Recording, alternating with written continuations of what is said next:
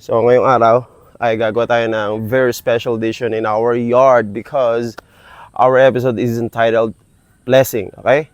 Blessing edition. So let's get started.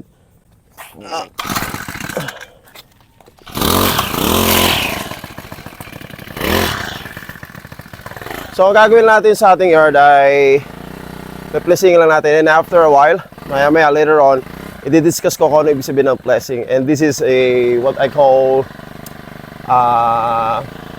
basta okay, later on.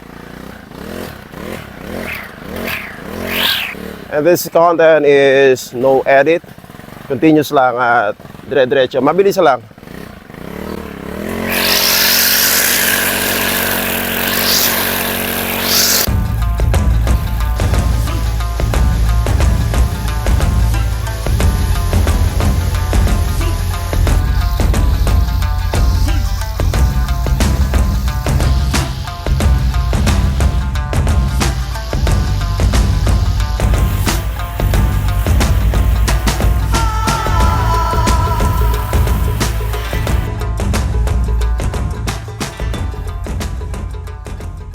So, inalis natin itong mga bato na to.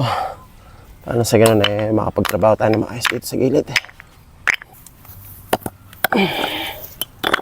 Pag di natin inalis to, mahirapan tayo.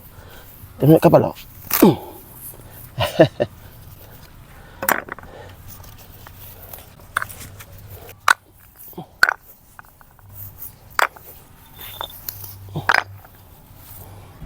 So, nagbisto lang. Gubat na talaga itong pinagilid ng damuhan. Ito natin ilagay. Hindi abala. Okay. Grabe.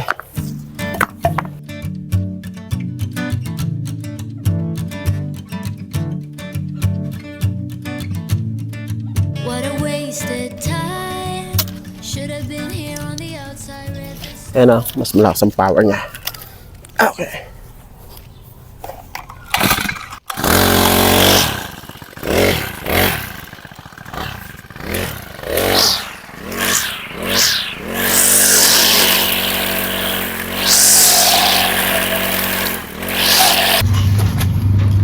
You know what, the craziest part of this work during rainy days is, we are being interrupted by rain by now. And muna gawin natin, habang tayo ng bala. Mambon. Ay nako, ang lahat ipo lang tayo. So mamaya, i-discuss na natin kung ano talaga ang blessing. Okay? Blessing. Okay, so blessing is a ano ka ba? Salitang kanto. Okay, ganun. Parang ganun na nga. Blessing. Ginagamit to sa ginigiliran na yung mga bagay-bagay. Okay? For example, sa billiards, okay? Yung ball na tinitira doon, pagka giniliran mo lang o hindi mo tinira sa gitna, sa pinagilid lang, that is called blessing. So, i-apply natin dito sa ating ginagawa. Blessing. Nabugbog na ako po. Ay, ano ang bon? Pwede na.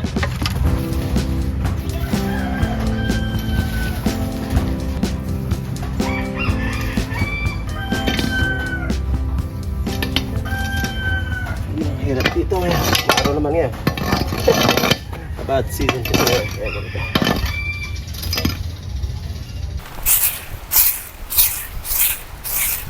Oh my god, it's drizzling again. For the second time around. Oh, grabe. So ito, hirap sa habagad season. On and off ang ambon o ulan. Hindi tayo makapag-concentrate sa trabaho at nade-delay. But anyway, take a rest first. Oh, wala na. Buisit na ambon na yan. Ilang minuto pa lang lumipas. Araw na naman. Okay, let's resume. So kung papasin natin paligid, berdeng-berde pa rin except sa mga bricks na kung saan dyan talaga tumabal ng mabuti o talagang humaba ng matindi mo. Kaya giniliran ko lang siya. Yan. Lahat makikita nyo, giniliran ko lahat ng buong paligid. At lahat din ng mga ilalim ng puno gaya nito, ha?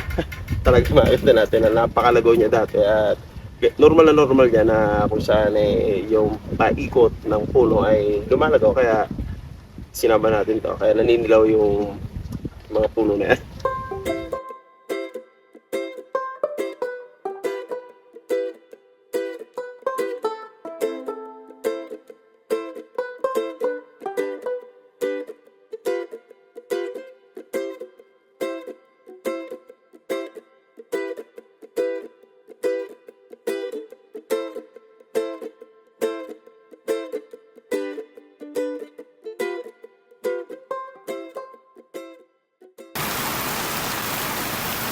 Alam mo yun, yung feeling na bad trip ka dahil hindi mo matagpos-tapos yung trabaho mo dahil ulan na ulan. Hindi pa tayo nakakalahat kasi ang balak talaga natin, peplesingin pa natin yung Bermuda. Yung pinakaibabaw nun, yun talagang ating main target. Peplesingin natin, hindi natin kakalbuhin. Para lang talagang dinaanan siya ng lawn mower. Pero yung tinatawag kong lawn mower na yun, yung parang machine na tinutulak o sinasakyan. Pero ang gamit lang natin yung pang mahirap. Yung ginagawa ka lang, yung pang masa. Yun ang gamit talaga natin, blessing. Ituloy natin bukas. Napakalakas na ulan. Sana bigyan tayo ng pagkakataon na magkaroon ng chance na mayari trabaho natin bukas ng umaga. Kasing ko na kasi. Ulan. Ayan, kumulimlim na naman. Pero kahit paano, ha? Nabigyan tayo ng magandang... Medyo maganda naman maaraw at kailangan natin matapos tong ating pag-blessing ng ating garden o ng ating lawn at aking grass cutter. Nakanda na. Alright. Nanguulan. Yan naman siya.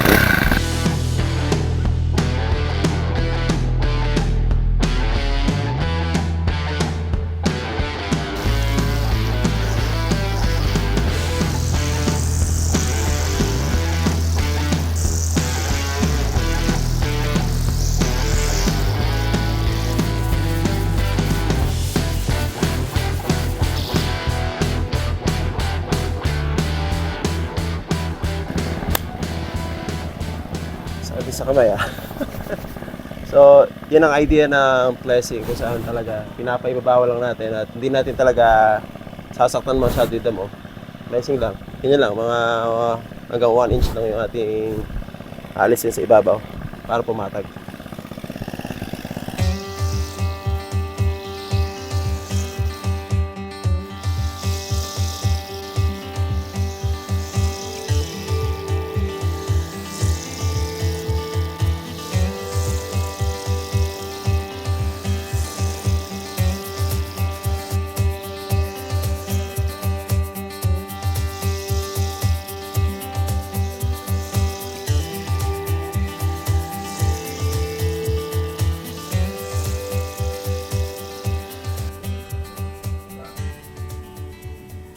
Ito talaga inaalis natin. Itong kulay brown na ito, ito yung bulaklak ng Bermuda grass. Kaya ito yung ating pinaplesingan. You see that?